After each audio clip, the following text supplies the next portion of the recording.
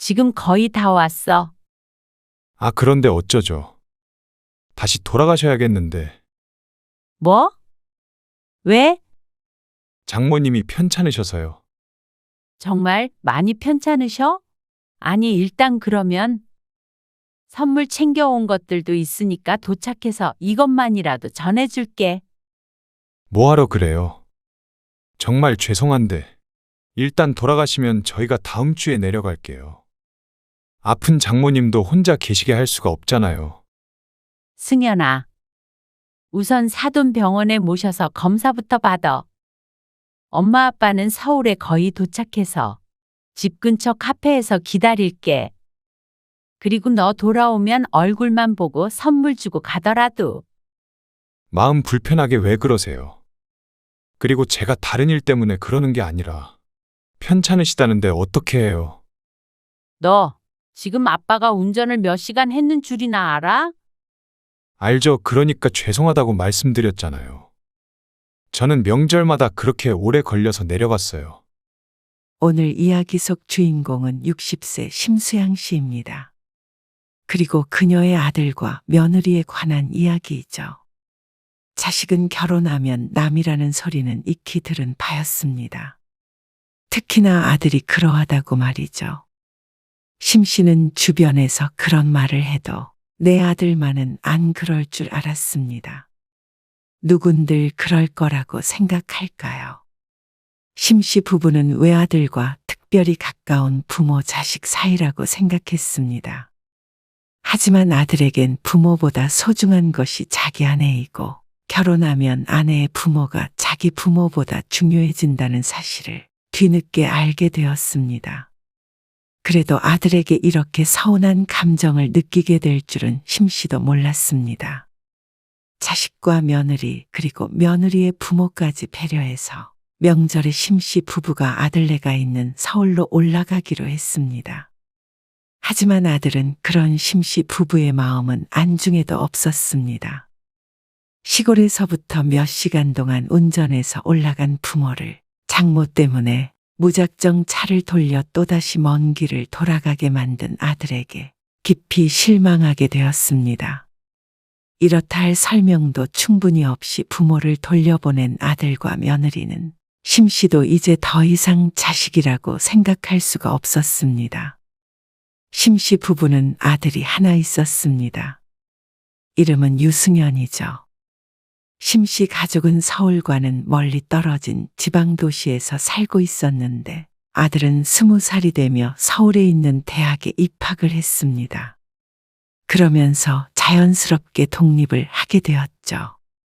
하지만 방학마다 내려와서 2달씩 집에 머무르다 갔고 심 씨 부부와 아들의 사이는 돈독한 편이었습니다. 아들은 대학 졸업 후에 취직도 서울에서 하게 되었습니다. 바쁘다 보니 자주 내려오지는 못했지만 명절엔 아들이 오기도 하고 어쩔 때는 심 씨 부부가 아들을 보러 올라가기도 했죠. 그리고 그런 아들은 32이 되자 결혼을 했습니다. 우리 딸, 유리가 결혼한다니까 제가 실감이 안 나네요. 아, 저도요. 저희 아들이 결혼한다니까 마음이 이상하네요. 유리가 지 아빠 죽고 나서 가장 노릇도 다 했어요. 저한테는 남편이자 딸이자 아들이자 친구예요. 부족하더라도 저희 딸 예뻐해 주세요. 아이고, 그럼요. 그래도 애들이 가까이 살 텐데 너무 서운해 마세요. 며느리는 서울 토박이로 마찬가지로 외동이었습니다. 딸이 결혼하고 나면 사돈은 혼자가 될 테니 심 씨가 괜히 걱정이 되어서 한마디 덧붙였습니다. 승연이 너도 자주 찾아뵙고 해. 그럼요. 아들의 신혼집은 사돈이 살던 곳과 20분 내외 거리였습니다. 아들의 직장과도 멀지 않아서 심 씨는 흔쾌히 그곳에 집을 얻어주었습니다. 그리고 아무래도 딸이라서 그런지 심 씨와 아들 사이보다도 며느리와 사돈의 사이가 각별해 보였습니다. 저는 딸이 없어서 그런지 너무 보기 좋아요. 아, 저는 아들이 없어서 우리 유서방이 참 든든해요. 저희 아들도 잘 부탁드립니다. 상견례는 무척 분위기가 좋았습니다. 애초에 심씨 부부가 집을 해주기로 약속했으니 그 외에 트러블은 전혀 없었죠. 며느리는 참했고 사돈도 친절해서 아들이 결혼을 잘했다고 생각했습니다. 사위를 챙기는 사돈을 보니 마음도 놓였고 말이죠. 멀리 있는 부모가 늘 들여다볼 수 없으니 그 역할을 사돈이 해준다기에 감사한 마음이 들었습니다. 많이 왔어? 아, 예. 차가 많이 막히네요. 아이고, 고생이 많다, 정말. 1시간 정도면 도착할 것 같아요. 그래. 운전 조심해서 내려와. 아들이 결혼하고 첫 명절이었습니다. 아들이 결혼하기 전에도 명절에는 먼 길을 내려왔지만 이번엔 며느리가 동승에 있으니 신경이 쓰였습니다. 아들과 전화를 끊고 심씨는 마저 음식 준비를 했습니다. 다 왔대지? 지금 국도 데워놔야 하는 거 아니야? 국은 도착하면 불 켜면 되지. 여기 마늘 좀 더 까봐, 양파랑. 아이고, 눈물 겨우 멈췄는데. 딱 도착하면 밥 먹을 수 있게 해놔야지. 얼른 해. 알겠어. 심씨 부부는 아들 며느리를 위해 저녁상을 차렸습니다. 일찍 출발했다고는 하지만 내려오는 길이 워낙 막혀서 조금 이른 저녁을 먹어야 할 듯 했습니다. 그리고 아들과 며느리가 도착했을 때 심씨 부부가 버선발로 마중을 나갔습니다. 오늘아 너무 고생했다. 다음부턴 차라리 스 같은 거 타고 오는 게 낫겠어? 아들 내외는 무척 지쳐 보였습니다. 얼른 손 씻고 와서 밥 먹어. 그리고 식사를 마친 아들 며느리는 먼 길 오느라 피곤하다며 초저녁에 잠이 들었습니다. 내일이면 다시 올라가야 할 텐데 아들 며느리와 술도 한 잔 기울이고 싶었던 남편이 굉장히 섭섭해했죠. 운전하는 게 쉬운 일인가? 애들도 피곤하겠지? 차라리 다음부터는 우리가 올라가는 게 낫겠어. 남편의 말도 썩 괜찮은 생각이었습니다. 차례도 지내지 않으니 꼭 아들이 내려올 필요가 없었습니다. 아들이 결혼하기 전에도 종종 여행 삼아 심씨 부부가 올라가기도 했으니 말이죠. 그 김에 아들 내서 하룻밤 자고 오고 그러면 좋지. 근데 그러면 애들이 음식 준비하고 그러는 거 부담이 되지 않을까? 그런가? 아들 며느리가 잠든 사이에 심씨가 남편과 두런두런 이야기를 나눴습니다. 그리고 다음 날 아침엔 심씨가 새벽 일찍 일어나서 뚝딱뚝딱 밥을 차렸죠. 아침밥을 벌써 먹어? 천천히 차리지. 잠이나 좀 더 자라고. 얼른 먹여야 애들도 차 막히기 전에 올라가지. 아이고, 그렇구나. 내가 아들만 생각했네. 처갓집도 가야 되지. 참. 그래서 심씨 부부는 8시가 안 돼서 아침밥을 먹이고는 며느리에게 말했습니다. 이제 슬슬 출발해야지. 어머니 기다리시겠다. 아, 벌써요? 같이 밥 2끼 먹었으니까. 어머니도 딸이랑 사위가 보고 싶으실 거 아니야. 물론 평소에도 볼 수 있다지만 명절에 보는 건 또 다른 문제일 듯 했습니다. 이거는 그러면 며느리가 밥상을 가리키며 말했습니다. 이건 우리가 치울 테니까. 네. 그러면 저희는 이만 일어나 볼게요. 심씨 부부는 서둘러 아들을 보냈습니다. 그리고 천천히 밥상을 치웠죠. 지난 아쉬움이 마음에 여운을 남겼습니다. 하나밖에 없는 아들, 1년에 몇 번 못 보는 아들을 이렇게 보내니 애틋하기도 했습니다. 전날 오후 늦게 도착해서 다음날 아침 일찍 가니 24시간도 함께 있지 못했습니다. 밥 먹을 때를 제외하고는 제대로 된 대화도 나눠보지 못한 것 같았습니다. 서운하긴 하네. 어쩌겠어. 이제 우리 아들이기도 하지만 처가 사위이기도 하잖아. 승현이도 고생스럽게 내려와서 바로 또 올라가려면 힘들겠네. 그래서 심씨 부부는 이러면 어떨까 했습니다. 요즘엔 그렇게들 많이 한다던데. 추석엔 남자 쪽, 설엔 여자 쪽. 이런 식으로 말이야. 그래? 그러면 너무 얼마 못 보는 거 아니야? 대신에 연휴 동안 오래 같이 있을 수 있잖아. 운전하고 나서도 좀 쉬다 갈 수도 있고. 그런가? 그래서 연휴가 끝난 뒤 아들에게 물어보았습니다. 아들은 긍정적인 반응을 보였습니다. 그래서 다음 명절 때부터는 그렇게 하기로 했죠. 승현아, 이번 휴가 땐 어디 가기로 했어? 심씨는 은근히 기대를 하며 아들에게 물었습니다. 혹시나 하는 마음이 있었죠. 아, 장모님 모시고 제주도 가기로 했어요. 아, 그래? 재밌겠네. 제주도를 10년 전에 가보고 안 가보셨다고 그러시네요. 그래, 잘 다녀와. 장모님 맛있는 거 많이 사드리고. 심씨는 내심 가까이 사는 사돈이 부러웠습니다. 이번 휴가뿐만이 아니라 아들과 가끔 통화해 보면 일주일에 하루 이틀은 꼭 만나는 것 같아서 말이죠. 하지만 그렇다고 아들네가 내려와 살 수도, 심씨 부부가 올라가 살 수도 없는 노릇이니 그저 바람일 뿐이었습니다. 하지만 늘 볼 수 있는 처가만 너무 챙기는 거 아닌가 하는 생각은 안 할 수가 없었죠. 이번 추석에는 처가부터 갈게요.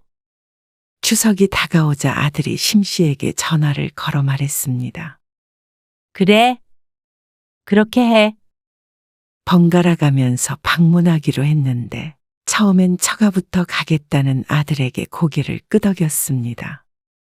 달력을 보니 다음 설 연휴가 주말까지 붙어 있어서 아들과 꽤 오래부터 있을 수 있기에 더 잘 됐다고 생각했죠. 그리고 추석이 끝나고 심씨와 남편이 서울에 한번 올라갈 계획을 잡았습니다. 아들을 보러 가는 건 아니었고 남편이 일 때문에 주말에 서울에 올라갈 일이 있었는데 겸사겸사 오랜만에 아들 며느리도 볼 겸 심씨도 따라가려고 했습니다. 그런데 아들에게 말하자 아들이 대번 거절했습니다. 이번에는 안 될 것 같아요. 왜? 일이 바빠? 주말인데? 바쁜 건 아니고요. 그 말에 잠시 실망했던 심씨는 이어지는 아들의 말에 눈이 번쩍 뜨였습니다. 사실 유리가 임신을 했어요. 뭐? 정말이야? 생각보다 일찍 찾아온 손주였습니다. 3, 4년 뒤에 계획하고 있다더니 경사스런 소식이었습니다. 그럼 더더욱 들려서 같이 축하해줘야 하는 거 아니야? 아니요. 지금 7주 됐는데 병원에서 조심하라고 그러더라고요. 임신 초기니까 다들 몸 조심하는 건 당연했습니다. 하지만 며느리가 내려오는 것도 아니고 심씨가 올라가는 것도 안 되나 싶었습니다. 왜? 어디가 안 좋대? 그건 아니고요. 마음의 안정도 좀 취해야 하고. 아무튼 저희는 명절에 또 만나잖아요. 그때까지는 집에서 좀 쉬게 하려고요. 아들이 그렇다는데 굳이 축하해주겠다고 찾아갈 이유는 없었습니다. 그래. 그러면 명절 때 보자. 그러고 전화를 끊고는 기쁜 소식을 남편에게 전했습니다. 정말이야.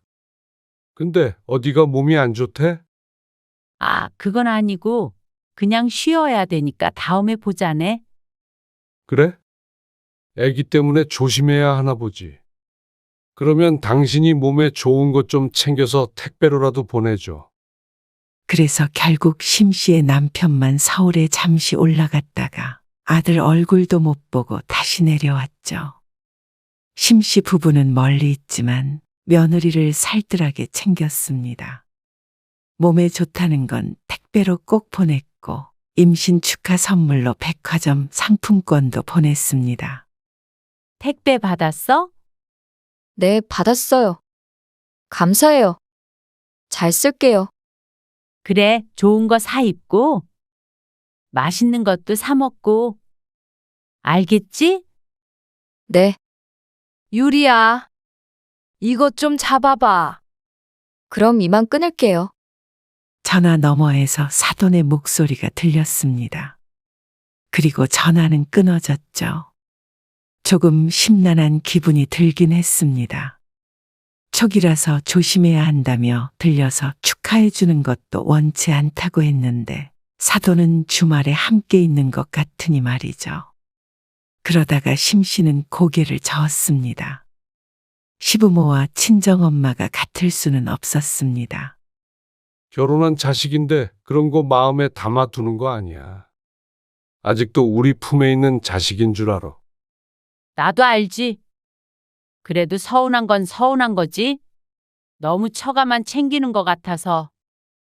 아이고, 승연이가 처가를 챙기는 게 아니라 사돈이 애들을 챙겨주는 거라고 생각해야지. 남편이 무슨 말을 하는지는 알았지만 사람 마음이라는 게 그렇게 잘 되진 않았습니다. 심 씨에게도 하나밖에 없는 아들이었으니 말이죠. 하지만 그런 심 씨를 달래던 남편도 다음 명절엔 달리 생각하게 되었습니다. 이번에 엄마 아빠가 올라갈게. 유리가 홀몸도 아니니까. 오래 운전해서 내려오려면 고생이잖아. 설을 열흘 정도 남기고 아들에게서 전화가 왔습니다. 연휴가 시작할 때 심씨 부부가 올라가려고 생각하고 있었습니다. 그러면 차가 덜 막힐 테니 말이죠. 엄마, 잠시만요. 안 그래도 그것 때문에 연락드린 거예요. 심씨는 잠시 말을 멈췄습니다. 생각해보니까 이렇게 번갈아 가면서 방문하면 명절에 장모님이 혼자 계셔야 하잖아요. 아, 그렇긴 하지. 그래서 아무래도 처가에도 가야 할 것 같아서요. 아, 그래? 이번엔 2, 3일 같이 있을 줄 알았던 심씨는 조금 실망했습니다. 하지만 아들의 말도 틀린 건 아니었습니다. 물론 추석 때도 그렇게 했으면 더 좋았을 텐데 말이죠. 그래? 그럼 어쩔 수 없지, 뭐. 그럼 언제 올라가면 돼? 장모님이랑 설 당일 아침까지 같이 있고요. 엄마 아빠가 그날 올라오시면 되겠네요. 그러면 차라리 설 전날에 올라갈까? 당일에 여기서 올라가는 건 많이 막힐 텐데. 아, 전날에요? 그러면 장모님은요? 아니, 먼저 올라가서 네 아빠랑 호텔에서 자든가 하려는데 차 안에서 시간 버리는 것보단 나을 것 같아서. 뭐하러 그러세요? 그러면 저도 마음이 불편하죠. 장모님도 괜히 그러실 거고. 그런가? 네. 그냥 당일에 일찍 출발하세요. 알았어. 그리고 연휴 하루 전날 사돈이 아들네 집에 와 있다는 이야기를 전해 들었습니다. 이틀 동안 묵은 뒤에 설 당일에 돌아간다고 했죠. 그리고 설 당일이 되었을 때 아침 일찍 심씨 부부가 채비를 했습니다. 9시가 넘어가면 아무래도 일찍 올라가는 사람들 때문에 차가 막힐 것 같았습니다. 그렇다고 밥도 안 먹고 가? 어느 정도 올라가서 휴게소 들리면 되지? 심씨는 들뜬 마음으로 짐을 챙겼습니다. 아들이 결혼한 지 꽤 됐는데 그동안 한 번도 신혼집에 못 가봤습니다. 승연이한테 전화 한번 해봐. 이제 출발한다고. 그래서 심씨가 아들에게 전화를 했는데 아들이 아직 출발하지 말라고 했습니다. 장모님이 점심 드시고 가신다고 하니까 좀 천천히 오시겠어요? 지금 출발해서 너무 일찍 도착하면 좀 그래서요. 지금 출발한다고 하더라도 점심시간은 넘길 것 같았지만 혹시나 하는 마음에 심씨는 1시간쯤 있다가 출발했습니다. 처음에는 도로에 차가 많지 않았는데 고속도로에 진입하고 30분쯤 흐르자 차가 많아지기 시작했습니다. 요즘은 명절에 다 여행 간다고 그러지 않았나? 여행을 다 이쪽으로 오나 보지. 더 막히기 전에 빨리 가야겠네. 하지만 그것도 힘든 게 도로가 얼어서 쌩쌩 달릴 수도 없었습니다. 천천히 올라가자 시간이 지날수록 차는 더욱 막히기 시작했습니다. 이러다가 점심이 아니라 저녁 때 도착하겠네. 배 안 고파? 고프지? 근데 휴게소까지 들리면 너무 늦겠는데. 그러면 휴게소는 지나쳐서 갈게. 조금 덜 막힐 때 먹자. 그러자. 허리는 안 아파? 아파도 어떡해? 여기서 바꿀 수도 없는데. 그렇게 운전한 지 3시간쯤 되었을 때 아들에게서 전화가 왔습니다. 출발하셨어요? 진작 했지? 1시간 있다가 출발하라며? 네. 언제쯤 도착하시는데요? 내비게이션 보니까 앞으로 3시간은 더 가야 될 것 같아. 더 늘어나지만 않으면 알았어요. 심 씨가 전화를 끊자 남편이 물었습니다. 사도는 가셨대? 글쎄. 우리가 도착하기 전엔 가시겠지 당연히. 이미 아침 시간을 넘어서 점심 시간이 지나 있었습니다. 우리도 그냥 도착해서 밥 먹자. 애들이랑. 그런데 그렇게 약 1시간 반쯤을 더 갔을 때였습니다. 장시간 앉아 있으려니 허리가 무너지는 듯해서 이리저리 스트레칭을 하자 남편이 말했습니다. 조금만 참어.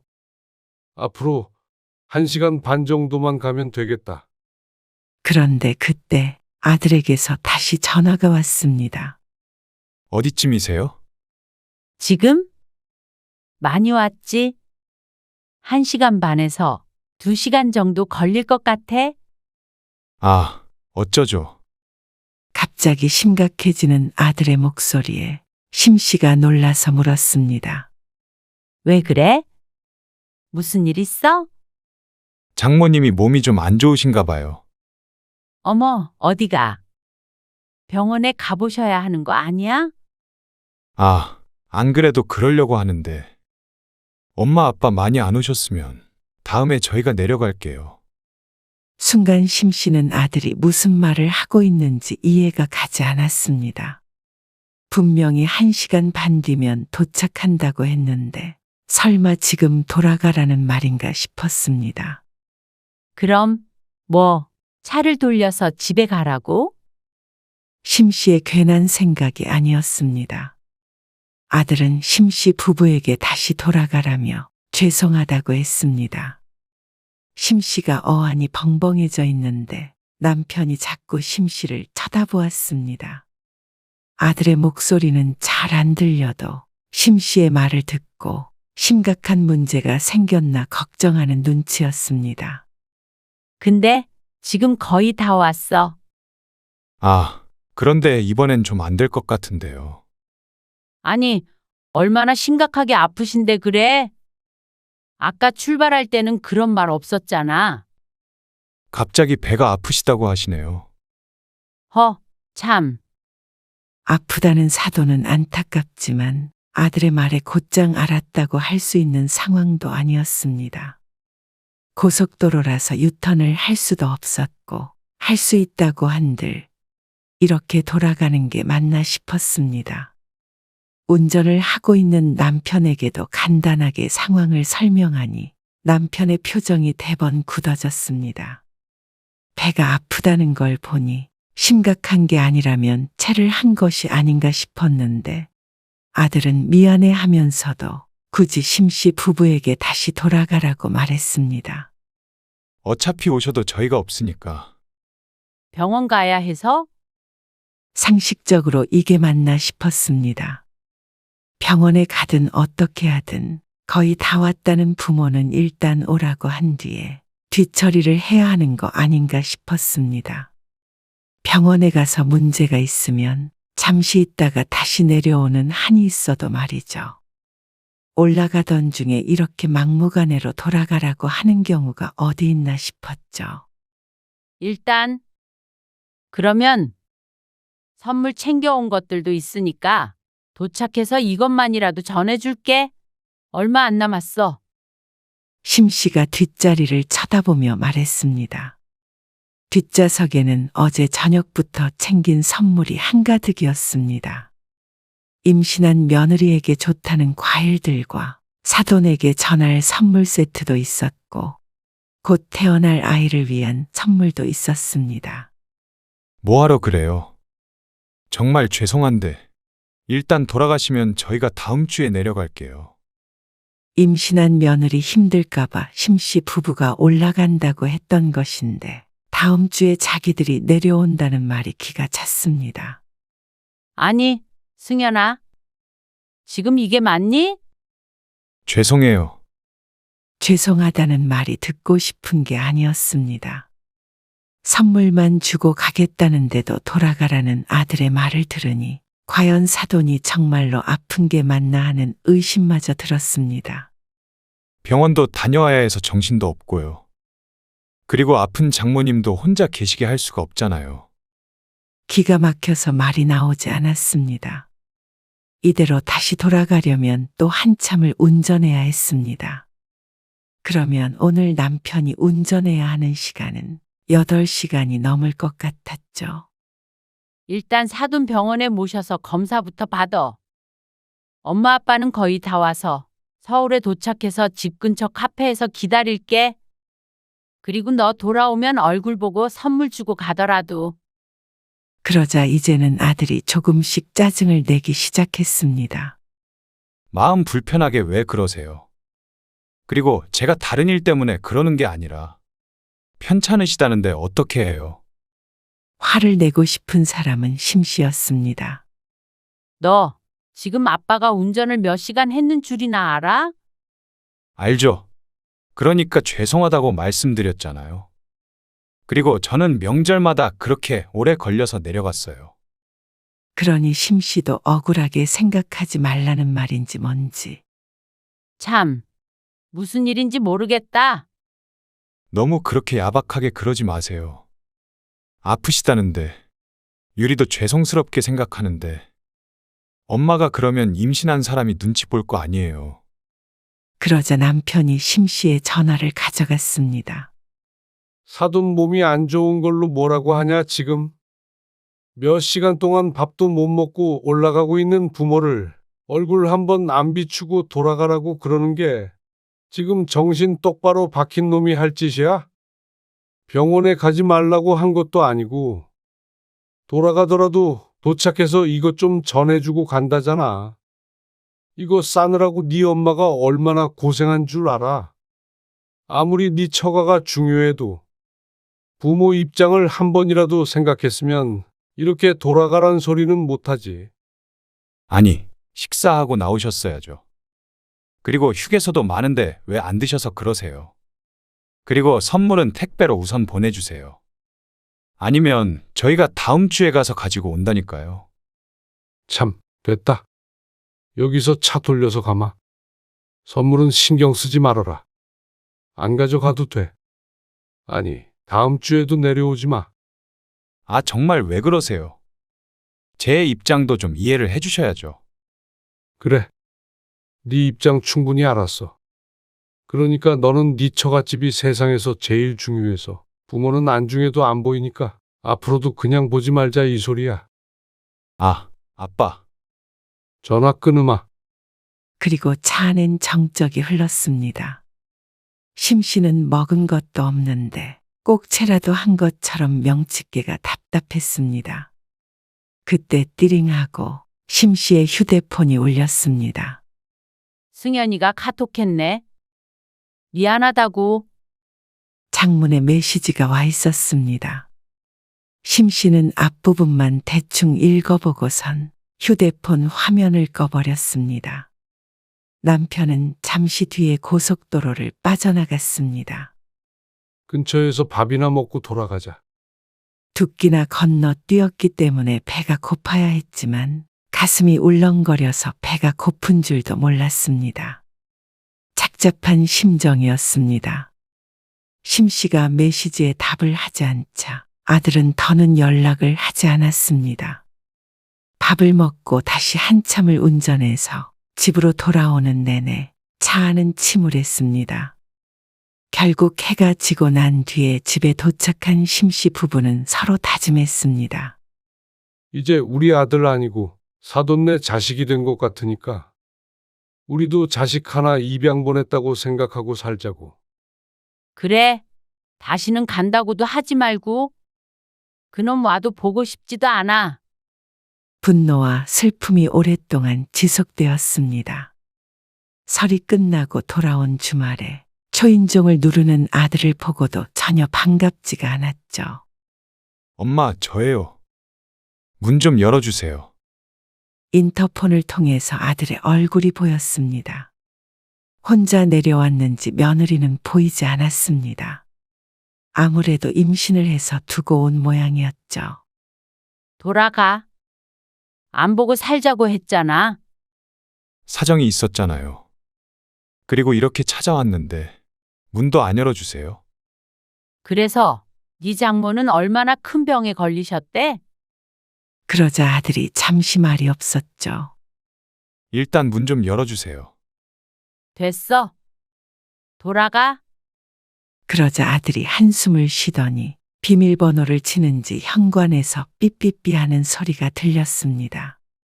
그리고 이내 비밀번호가 틀리다는 경고음이 들렸죠. 비밀번호 바꿨다. 이만 돌아가라고 했다. 저 힘들게 왔거든요. 근데 진짜로 이렇게 돌아가라고요. 못할 거 뭐 있냐? 그날 엄마 아빠가 집에 어떻게 도착했는지도 모르지? 아, 진짜 죄송해요. 죄송할 것도 없어. 엄마 아빠는 이제 너는 없는 셈 치고 살 테니까 네 처가 식구 잘 챙겨라. 유리도 몸조리 잘 하라고 그러고. 그러고 나서는 아들이 아무리 초인종을 울려대고 전화를 걸어도 무시해버렸습니다. 그렇게 20분쯤 문 밖을 서성거리던 아들은 이내 돌아갔는지 잠잠해졌죠.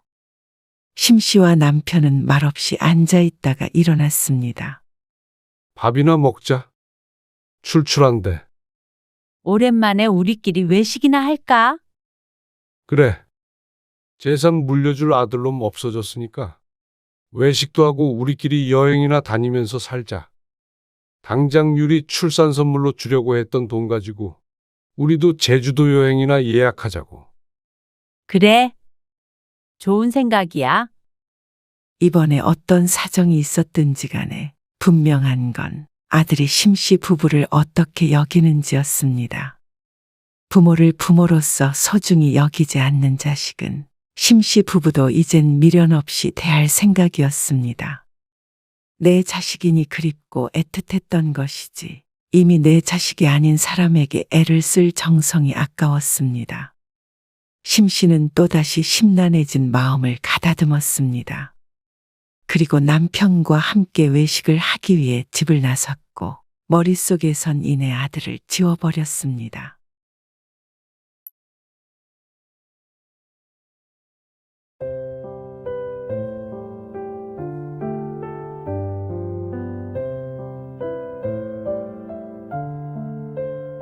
아, 진짜 전부터 자꾸 돈돈거리세요. 저한테 할 말이 그거밖에 없으세요? 돈을 빌려줬고 안 갚길래 갚으라고 한 거고. 여기에 뭐가 문제가 있는 거야? 문제가 아주 많죠. 자식한테 그 정도 돈도 못 써요? 지난번에는 주차 과태료 32,000원도 내라고 그렇게 일주일 내내 연락하시더니 그깟 몇만 원 때문에 쪼잔하게. 그 말은 네가 그깟 몇만 원을 일주일 동안 안 줬다는 말 아니야? 너는 땅 파면 32,000원이 나와? 그리고 너한테 보내준 금액 봐봐라. 그게 몇만 원 가지고 될 일이야? 돈 떼먹은 건 넌데 왜 늘 엄마를 치사한 사람을 만들어? 제가 만든 게 아니라 엄마가 치사한 거죠. 제가 뭐 몇천 빌려달라고 한 것도 아니고 혜선이한테도 전화하셔서 돈 얘기하고요. 진짜 창피해서 못 살겠어요. 네가 창피해야 되는 건 그게 아니라 남의 돈을 가져가서 안 주는 거지. 어디 가서 제발 그러지 말아라. 남의 돈 함부로 여기지 마. 네 돈만 소중해. 진짜 서운하네요. 오늘 이야기 속 주인공은 65세 한성미 씨입니다. 그리고 그녀의 아들과 며느리에 관한 이야기이죠. 지들 주머니에서 나가는 돈은 단돈 10원도 아까워하고 부모 지갑에 있는 돈은 남의 돈인 아들 며느리. 자잘한 돈이라고 우습게 보고 빌려가면 갚은 적이 없었습니다. 돈 갚으라는 소리는 듣는 사람만큼이나 하는 사람도 스트레스였습니다. 작은 돈부터 큰 돈까지 늘 말로는 빌려달라는데 정작 돌려주진 않고 모르쇠로 일관하는 못된 버릇을 가진 것들이었습니다. 그렇게 아들 때문에 나간 돈을 합치면 과장을 보태서 차 한 대 값은 될 듯 했습니다. 한 씨가 돈 이야기를 꺼내면 푼돈 가지고 치사하게 군다며 도리어 사람을 쪼잔한 부모로 만들어버렸죠.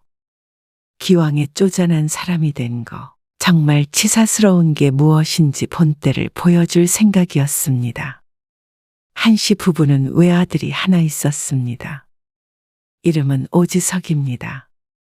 아들은 20대에 취직을 해서 독립을 하게 되었습니다. 집이 너무 크다. 집이 뭐가 커? 그게 아니고 지석이가 없으니까 우리 둘이 살기에 너무 크다는 거지. 그건 그러네. 아들이 없으니 방이 남아돌았고 잡동사니들을 치우니 남편의 말처럼 집이 휑한 느낌이 들긴 했습니다. 이제 그놈 장가 갈 일만 남았는데 이 집에서 살 필요가 있나? 그래서 이사라도 가게? 좀 작은 데로 가면 어떨까 하는데. 한 20평짜리나 뭐 더 작은 데도 좋지. 그래? 이 집은 팔어. 그럼? 팔아서 조그만 상가나 오피스텔 같은 거 사서 월세 받아도 좋지. 지석이 나중에 결혼할 때 결혼 자금도 되고. 아무튼간 여러모로 작은 집 가면 좋지 않겠어? 한 씨도 좋은 생각인 듯 했습니다. 한 씨 부부는 바로 이사갈 집을 알아보았는데 마음에 드는 집은 발견했습니다. 그래서 이사갈 집부터 계약을 했습니다. 부동산에서 전화 없어? 없어서 내가 해봤는데 본다는 손님이 없다 그러던데? 이사는 했는데 비워둔 아파트는 팔리지 않고 있었습니다. 이걸 어쩌나 했지만 상황은 그리 나쁜 편은 아니었습니다. 몇 달 뒤부터 부동산 가격이 올라가고 있다는 소식을 듣게 되었습니다. 그래서 내놨던 금액에는 충분히 팔릴 상황이었지만 어쩐지 고민이 되었습니다. 집값이 뚝 떨어지지만 않으면 그냥 가지고 있는 것도 나쁘지 않을 것 같아. 그러게. 지난달보다도 5천은 올랐다던데. 그러면 전세라도 놓지 뭐. 그러자. 그럼 전세금으로 오피스텔 같은 거 사두면 되지 않을까? 당신 말처럼. 부동산에서도 집값은 계속 오를 것이라면서 전세나 월세로 내놓는 게 어떻냐며 물어봤었습니다. 그래서 한 씨 부부도 그렇게 하기로 했죠. 그렇게 신혼부부 세입자가 들어왔는데 꽤나 오래 거주를 하게 되었습니다. 그러다가 세입자가 이사를 나가고 이제 좀 팔까 싶었는데 아들이 결혼 소식을 알리며 제안을 했습니다. 아들이 결혼할 때 집값을 보태줄 생각을 하고 있었습니다. 그런데 아들은 고개를 저으며 말했습니다. 그래도 애 낳고 살려면 집 크기도 어느 정도 돼야 하는데. 도와주셔도 어느 정도 대출은 필요할 것 같아요. 어지간하면 예산 안에서 갔으면 좋겠지만 아들은 더 넓은 곳에서 살기를 원했습니다. 근데 대출 받으면 이자도 내야 하고요. 여러모로 아깝잖아요. 언제 돈 모아요? 그럼 어떻게 하겠다는 거야? 엄마 아파트 있으시잖아요. 지금 비워져 있는 거요. 한 씨 부부가 살던 아파트에 들어가서 살겠다는 아들. 한 씨는 아들의 말을 긍정적으로 생각했습니다. 어차피 하나밖에 없는 아들 결혼하는 거 그 집에서 살게 하면 여러모로 좋지 않겠나 하는 생각이 들었습니다. 생각했던 것보다는 더 많이 지원해 주게 되는 꼴이지만 말이죠. 그냥 그렇게 하라고 해. 어차피 우리 죽으면 지석이 줄 거 미리 준 셈치지 뭐. 그래서 아들이 하자는 대로 하게 되었습니다. 그리고 아들이 결혼해서 그 집에 들어갔을 때 한씨 부부는 이제 아들을 위해서 돈 나갈 일은 없겠다 싶었습니다. 완전히 새로운 가정을 이루었고 집까지 해줬으니 부모로서 해줄 만큼 다 해줬다고 생각했죠. 그런데 그건 한씨와 남편의 착각일 뿐이었습니다. 예식장에 도착하셨어요? 그래, 아빠랑 들어와 있어. 축의금 내는 곳으로 와. 아들이 결혼하고 반년이 안 되었을 때 시조카의 결혼식에 참석했던 한씨 부부. 며느리는 몸이 아파 오지 못했고 아들만 참석을 했습니다. 예식장에서 만나기로 되어 있었는데 아들이 예식 시간에 아슬아슬하게 맞춰서 도착을 했죠. 축의금 내셨어요? 우린 냈지? 아, 난 얼마나 내야 되지? 너는 지영이가 결혼할 때 20만 원 따로 했다며? 너도 20은 해야지. 그러자 아들이 난감하다는 듯이 말했습니다. 늦어서 급하게 오는 바람에 돈을 못 뽑아왔는데. 현금 있으세요? 그러면서 주머니를 뒤지는 신용을 했지만 지갑도 들고 다니지 않으면서 괜히 하는 행동이었습니다. 한 씨는 오다가 1층 로비에서 현금 인출기를 봤었는데 시간이 얼마 없었습니다. 홀에서는 사회자의 목소리가 들리기 시작했죠. 여보, 현금 가지고 왔어? 잠깐만. 남편은 외투 안주머니에서 지갑을 꺼냈습니다. 그리고 지갑에서 20만 원을 꺼내서 아들에게 건넸죠. 조금 있다가 예식 끝나고 이체해 드릴게요. 아들은 걱정 말라며 축의금을 내고 식권을 받았습니다. 한씨 부부는 아들과 함께 서둘러서 예식장 안으로 들어갔죠. 그리고 밥까지 먹고 나왔을 때 아들이 말했습니다. 돈은 집에 가서 보내드릴게요. 휴대폰으로 보내도 되는데. 정신없는데 뭘 밖에서 보내요. 집에 가서 꼭 드린다니까요. 네가 신용이 있어야 말이지. 한 씨의 말에 아들이 발끈했습니다. 20만 원이 없어서 안 드리겠어요? 드린다니까요. 한 씨는 미심쩍은 눈빛으로 아들을 쳐다보며 휴대폰에 메모를 했습니다. 아들 축의금 20만 원. 그러자 아들이 별걸 다 메모해 놓는다며 투덜거리면서도 끝까지 집에서 주겠다기에 헤어졌습니다. 그런데 그날 저녁에도 주지 않았고 다음날 오후까지도 소식이 없었습니다. 한 씨는 한숨을 쉬었습니다. 전화로 달라고 하기에도 속이 좁아 보이니 재촉하기 전에 아들이 주길 바랐죠. 아이고 곧 주겠지. 그리고 안 주면 또 어때? 남편이 태연하게 말했지만 한 씨는 어쩐지 받지 못할 것 같아서 전화를 해야 하나 말아야 하나 고민했습니다. 그리고 또 다음 날 월요일 오후에 마트에 다녀오기 위해 외출했던 한 씨는 우체통에 꽂힌 고지서를 발견했습니다. 들고 집으로 들어와서 살펴보니 한 씨의 것이 아니었죠. 아이 진짜. 이것도 왔네. 뭔데? 과태료 고지서. 지석이 거야. 결혼 전에 차를 살 때 수입이 없던 아들이 한 씨의 이름으로 차를 샀었는데 결혼한 지 반년이 다 돼가는데도 주소를 바꾸지 않아서 계속해서 한 씨가 우편물을 받고 있었습니다. 그리고 과태료 고지서는 이번이 처음이 아니었죠. 과속, 주차 위반 등 다양한 이유로 한 달에 한 번 꼴로는 받은 듯 했습니다. 한 씨는 휴대폰을 들어서 고지서 내용이 화면에 들어차도록 한 후에 사진을 찍었습니다. 그리고 뒤집어서도 찍고 여러 장을 찍은 뒤에 아들에게 메시지를 보냈죠. 많이도 나왔다. 정말? 얼마짜린데? 어린이 보호구역 주정차 위반 12만 원. 뭐야? 남편도 놀랄 정도로 큰 금액이었습니다. 빨리 내면 깎아주는데 그래도 9만 6천 원이네. 아이고, 하필이면 왜 또 어린이 보호구역에서 그랬는지. 과태료만 아껴도 차에 기름을 한 번 더 넣을 텐데 아들은 대수롭지 않게 생각하는 듯 했습니다. 그리고 그건 이유가 있었죠. 한 씨가 사진을 보내고도 한참 동안 대답이 없는 아들.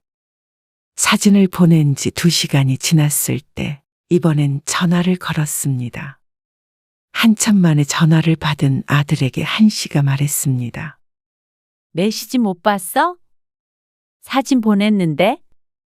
네, 못 봤어요.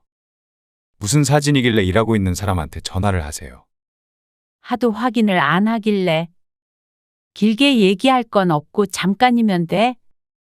과태료 나온 거 찍어서 보냈어. 그러자 아들이 짜증스런 한숨을 내쉬었습니다. 거기에 적힌 계좌에다가 과태료 얼른 내고. 어제 지영이 축의금은 엄마한테 넣어. 알겠지? 지금 그거 말씀하시려고 전화까지 한 거예요? 저 지금 바쁘니까 대신 좀 보내주세요. 아니야. 지금 네가 보내. 알겠지? 바쁘다니까 끊을게. 한 씨는 서둘러서 전화를 끊었습니다. 한두 번 겪는 일이 아니었습니다. 그런데 아들은 1분 뒤에 다시 한 씨에게 전화를 했습니다. 이거 사진을 이렇게 찍어서 보내면 어떻게 입금을 하라는 거예요? 사진이 왜? 흐려서 숫자가 잘 안 보여요. 사진이 어떻게 찍혔나 다시 확인하려던 찰나에 아들이 먼저 말을 했습니다. 엄마가 먼저 내면 제가 엄마 통장으로 입금할게요.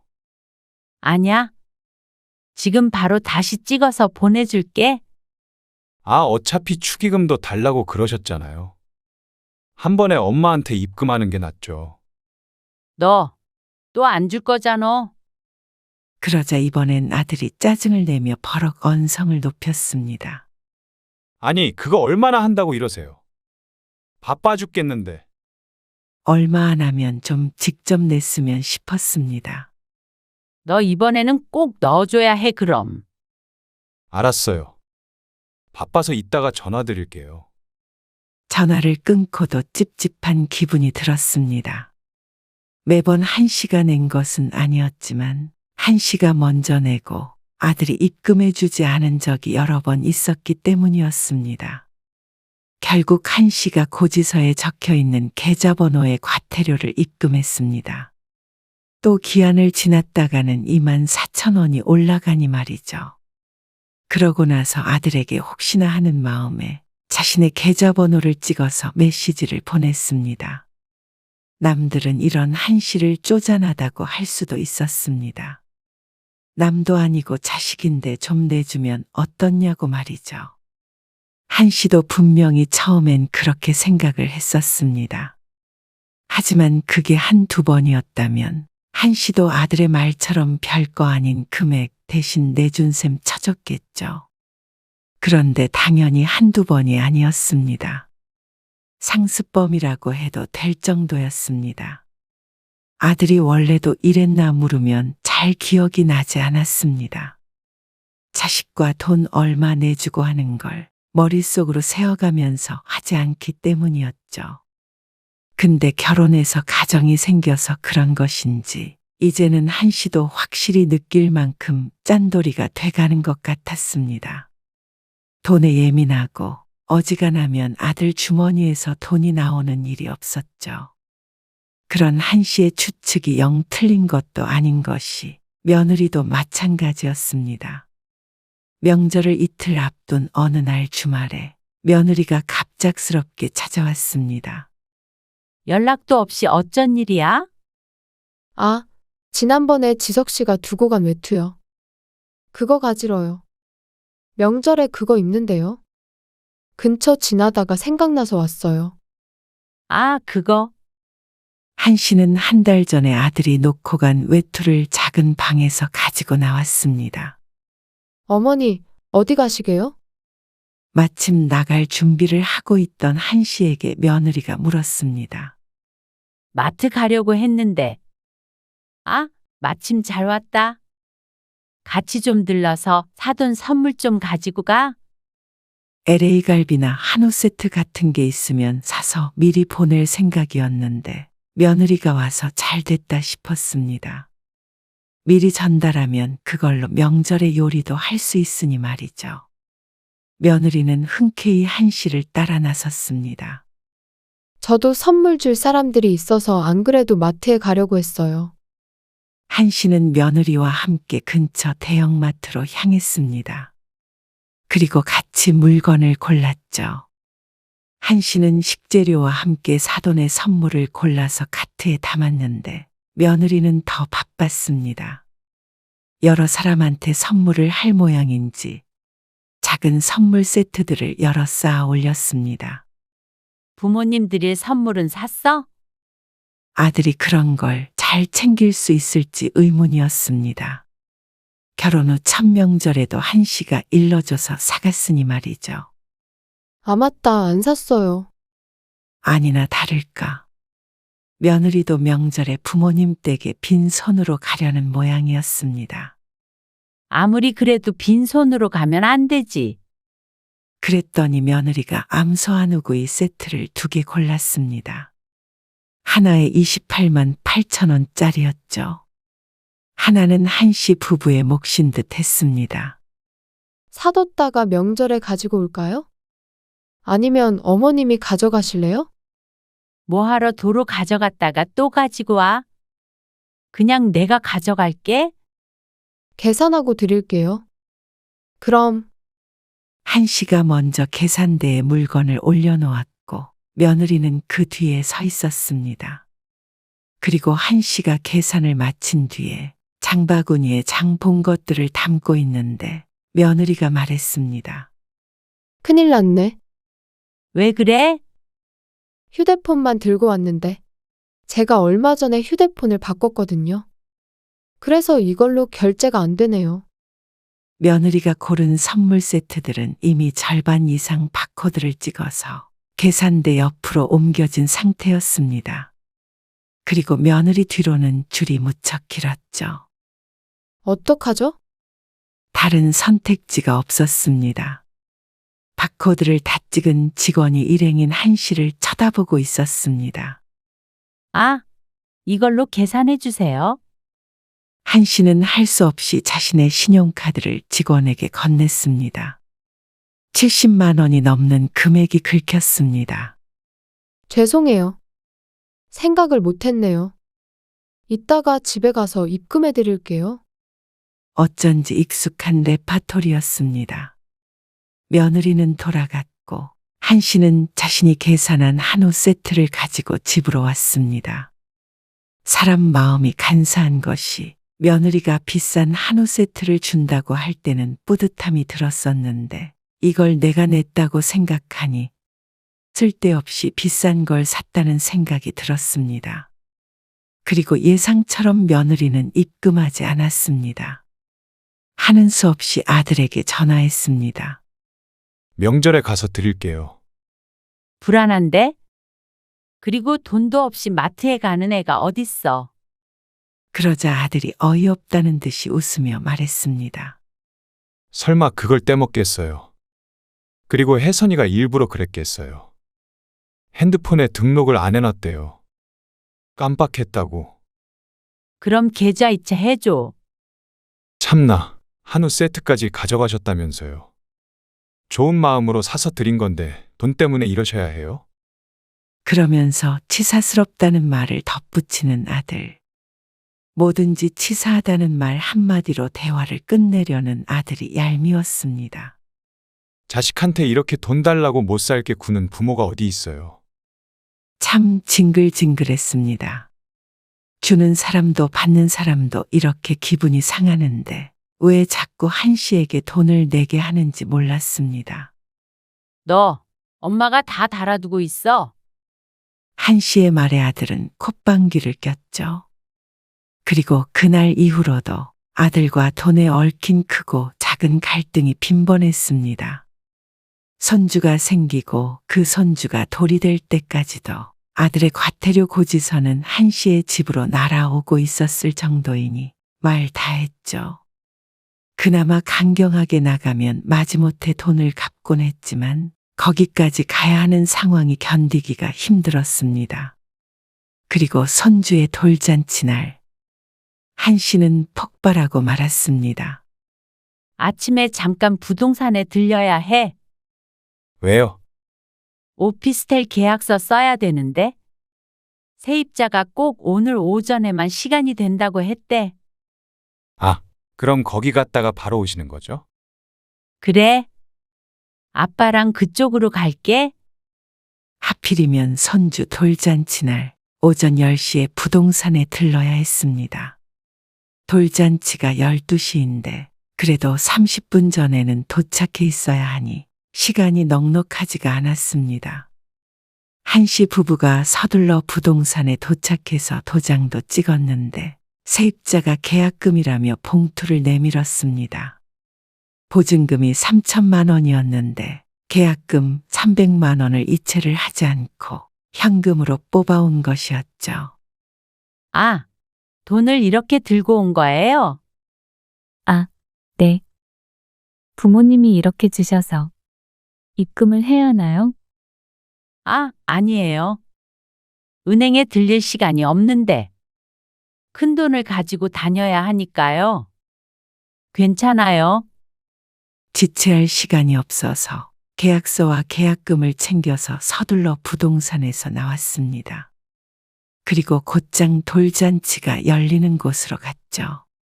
손주를 위해 준비한 축의금과 선물을 전달하고 즐거운 시간을 보냈습니다. 잔치가 끝나고 하나둘 자리에서 일어나는데 아들이 한 씨 부부에게 다가와 조심스럽게 말했습니다. 엄마, 아빠. 잠시만요. 왜? 그러자 아들이 손짓을 하며 따라오라고 했습니다. 홀 밖으로 나가자 한쪽에선 축의금을 정리하고 있었고 한쪽엔 직원으로 보이는 사람이 서 있었습니다. 지금 이거 비용 결제해야 하는데요. 혹시 지금 현금 뽑을 수 있으세요? 뜬금없는 말에 한 씨가 눈을 크게 뜨자 아들이 민망하다는 듯이 말했습니다. 현금으로 결제하면 할인을 많이 해준대요. 축의금 들어온 걸로 하면 되지 않아? 이거 지금 일일이 봉투에서 돈 빼고 있긴 한데 시간도 걸리고 좀 부족할 것 같기도 해서요. 저기 코너에 현금 인출기 있던데 우선 거기서 좀 뽑아서 주시면 제가 계좌이체 해드릴게요. 그럴 거면 네가 계좌이체해서 결제하면 되잖아. 계좌이체 말고 현금으로 줘야 세일해 준대요. 제가 지금 돈을 뽑을 수 있는 카드가 없어서요. 이게 맞나 싶었습니다. 뉴스에서 보면 요즘은 휴대폰으로도 돈을 뽑기도 한다는데 왜 항상 한 씨 부부와 함께 있을 때만 아들은 결제가 안 되고 돈이 부족하고 그러는지 몰랐습니다. 2번 다시 안 속는다고 다짐했었지만 자리가 자리인지라 어쩔 수 없이 가방에 들어있는 300만 원이 떠올랐습니다. 손주 돌잔치의 돈 때문에 신랑이 하는 모습을 누가 볼까봐 무서웠죠. 이거 계약금 받은 건데. 일단 그러면 이걸로 하고 부족한 건 축의금으로 해봐. 그리고 이건 꼭 줘야 하는 거 알지? 당연하죠. 하지만 돌잔치가 끝난 뒤로도 차일피일 미루며 300만 원을 주지 않는 아들. 며느리에게 전화해봐도 소용이 없었습니다. 아, 지석 씨가 드린다고 하던데요. 저는 모르고 지석 씨한테 한번 말해볼게요. 무슨 이런 자식이 다 있나 싶었습니다. 이게 자식인지 도둑놈인지 헷갈렸습니다.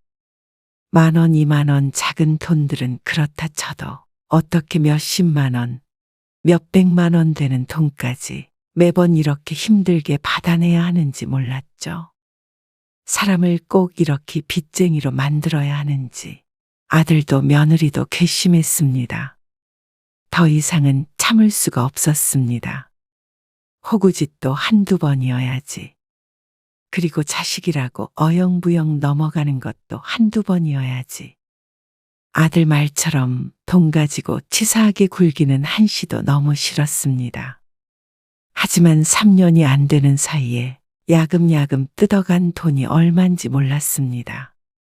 하지만 그 금액보다 중요한 것은 아들 며느리의 썩어 빠진 정신 상태였습니다. 지들 돈은 아깝고 부모 돈은 한없이 우습게 보는 그 모습이 가장 괘씸했습니다. 이대로 또 스리슬쩍 넘어갈 셈인지 아니면 10번은 닥달을 해야 줄지 모르겠지만 이 못된 버릇을 고쳐줘야겠다는 생각이 들었습니다. 그래야 다시는 부모에게 손 벌리지 않을 테니 말이죠. 한 씨는 가계부를 폈습니다.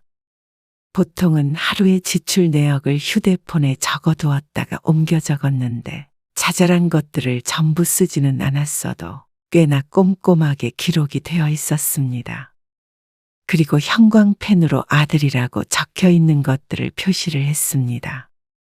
그리고 표시를 하며 계산기도 함께 두드렸죠. 두툼한 가계부를 한참 들여다보다가 마침내 고개를 들었을 때 계산기에는 꽤나 큰 금액이 떠 있었습니다. 돌잔치 비용까지 합쳤기 때문에 수백이 되었습니다. 정리한 한 씨도 놀랄 정도였는데 이 모든 게 별거 아니라고 생각하는 아들은 더 놀랄 것 같았습니다. 한 씨는 계산기에 적힌 금액을 아들에게 전송했습니다. 그러고는 밑에 적었습니다. 네가 그동안 빌려가거나 대신 지불하도록 했던 돈이야. 3일 안에 입금하도록 해. 그러자 그렇게 돈 얘기만 하면 답장도 잘 안 하던 아들이 1분도 안 되어서 전화를 걸어왔습니다. 이게 뭐예요? 돌잔치 비용 주신 거 300만 원 아니었어요? 그거 말고도 그동안 엄마가 다 달아두고 있다고 했잖아. 까먹은 것 같아서 보내준 거야. 너무 금액이 뜬금없잖아요. 생각도 안 나는 돈을 이제 와서 달라고 그러세요? 생각 안 나면 적어둔 거 하나씩 다 보여줄 테니까 주말에 한번 와라. 그러자 아들이 한숨을 쉬었습니다. 아, 진짜 전부터 자꾸 돈돈거리세요. 저한테 할 말이 그거밖에 없으세요? 돈을 빌려줬고 안 갚길래 갚으라고 한 거고. 여기에 뭐가 문제가 있는 거야? 문제가 아주 많죠. 자식한테 그 정도 돈도 못 써요? 지난번에는 주차 과태료 32,000원도 내라고 그렇게 일주일 내내 연락하시더니 그깟 몇만 원 때문에 쪼잔하게. 그 말은 네가 그깟 몇만 원을 일주일 동안 안 줬다는 말 아니야? 너는 땅 파면 32,000원이 나와? 그리고 너한테 보내준 금액 봐봐라. 그게 몇만 원 가지고 될 일이야? 돈 떼먹은 건 넌데 왜 늘 엄마를 치사한 사람을 만들어? 제가 만든 게 아니라 엄마가 치사한 거죠. 제가 뭐 몇천 빌려달라고 한 것도 아니고 혜선이한테도 전화하셔서 돈 얘기하고요. 진짜 쪽팔려서 못 살겠어요. 네가 창피해야 되는 건 그게 아니라 남의 돈을 가져가서 안 돌려주는 거지? 남이요. 아니, 남보다도 더 한 것 같다? 어디 가서 제발 그러지 말아라. 남의 돈 함부로 여기지 마. 네 돈만 소중해. 진짜 서운하네요. 누가 하고 싶은 말인지 몰랐습니다. 그렇게 푼돈 거리면서 정작 그만한 푼돈을 부모를 위해 써본 적이 없는 아들이었습니다. 안 되겠다. 거기에다가 5% 이자도 붙여서 보내. 알겠어? 아, 진짜 너무하신 거 아니에요? 일단 돌잔치 비용 300만 원 보낼게요. 다음에 다시 얘기해요. 네가 다음에 얘기할 기회나 주니? 아, 도대체 속 좁게 왜 그러시는데요? 그 돈 없으면 굶어 죽는 것도 아니고 그냥 아들 며느리한테 베풀었다고 생각하시면 안 돼요? 그리고 돌잔치 비용도 그래요. 손주 위해서 대신 내주실 줄 알았어요, 솔직히. 그런데 이렇게 돈 내놓으라고 괴롭히실 줄 몰랐어요. 기가 막혔습니다. 누가 들으면 자식한테 돈 한 푼 안 쓰는 부모인 줄 알 듯 했습니다. 한창 오르고 있는 아파트를 아들 결혼시키면서 줄 생각으로 살라고 내주었고, 행사가 있으면 사돈 선물까지 꼬박꼬박 챙겼고, 아들 며느리 생일엔 용돈도 주었습니다.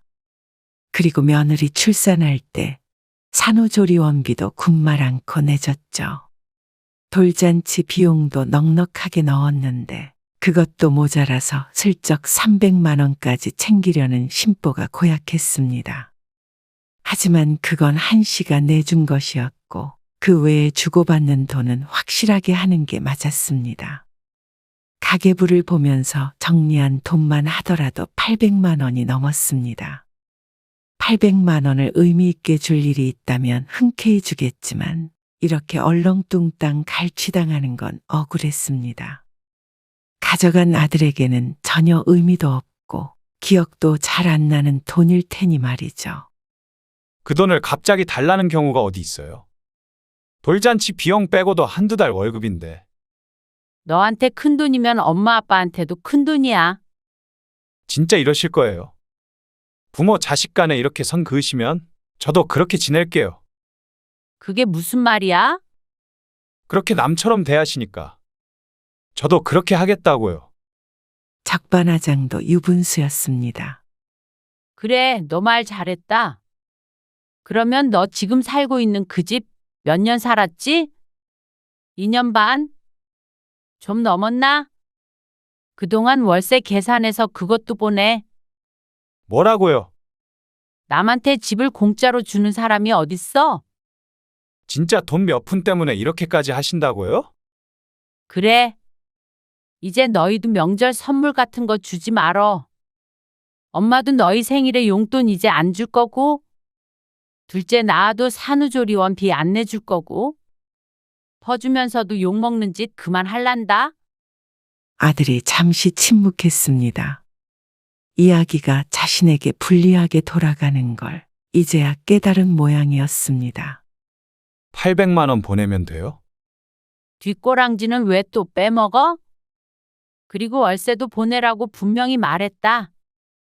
보증금에 대한 이자는 예정이 있으니까 빼줄게. 아니, 진심이세요? 지금까지 뭐 들었어? 그 돈이 지금 당장 어디서 나요? 월세까지 어떻게 내라고요? 그래, 엄청 큰 돈이지? 너희가 공짜로 누린 게 얼마나 큰지 이제 알겠어? 아들이 말이 없었습니다. 어쩐지 사과를 해야 할 타이밍인데 자존심이 상하는 듯 머뭇거렸습니다. 일단 메시지로 보내신 돈 보낼게요, 지금. 월세는 큰 돈이니까 2주 시간 줄게. 그러자 아들이 한숨을 푹 내쉬었습니다. 큰 돈이긴 했지만 마련하기 불가능한 돈도 아니었습니다. 이참에 정말로 아들에게 꼭 받아내서 본때를 보여줄 작정이었습니다. 전화를 끊고 남편이 걱정스럽게 말했습니다. 어지간히 하고 돌잔치 비용만 받지 그래. 나중에 다시 돌려주는 한이 있더라도 받을 거야. 남편이 고개를 절레절레 흔들었습니다. 이번에는 아들을 재촉하지 않고 2주 동안 기다렸습니다. 그리고 2주가 지난 저녁에 아들에게 문자 메시지로 내용 증명을 보냈습니다. 그러자 다음 날 바로 돈이 들어왔죠. 한동안은 한씨도 그 돈을 가지고 있었습니다. 그리고 얼마 뒤에 아들이 찾아온 날이었습니다. 죄송해요. 그렇게 많은 줄 몰랐어요. 저도 죄송해요. 어머니, 고개를 숙이고 용서를 구하는 아들 며느리. 너희 돈만 소중한 거 아니야? 너희한테 주는 돈도 엄마 아빠가 노력해서 번 거고, 알아요. 앞으로도 이런 일 생기면 그땐 그 집에서 아주 쫓아낼 거니까 그런 줄 알아. 네. 한씨는 기가 팍 죽은 아들 며느리에게 돈을 돌려줬습니다. 그 아파트는 곧 아들에게 명의를 이전시켜 주려고 했던 것이었지만 이번 일로 마음을 고쳐먹었습니다. 진작에 넘겨주었다면 이런 협박도 통하지 않았을 테니 앞으로도 명의는 꼭 가지고 있자 싶었습니다. 그래야 부모도 큰 소리를 낼 수 있고 자식들도 말을 들으니 말이죠. 그 뒤로 한 씨의 아들은 고지서를 자신의 집으로 받았습니다. 그리고 다시는 한 씨에게 이유 없는 돈은 받지 않게 되었죠.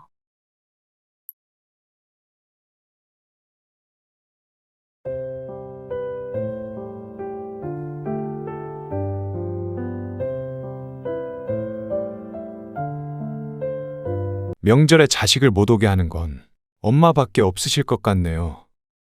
전에도 말했지만 이제는 명절에도 음식 안 하고 싶어. 몇 날 며칠 힘들고 내내 밥 차리고 치우고.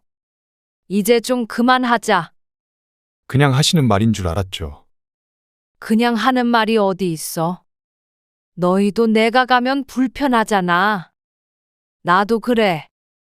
자식도 집 떠나면 손님인데 매번 그렇게 떠들썩하게 손님 맞는 게 쉽겠어?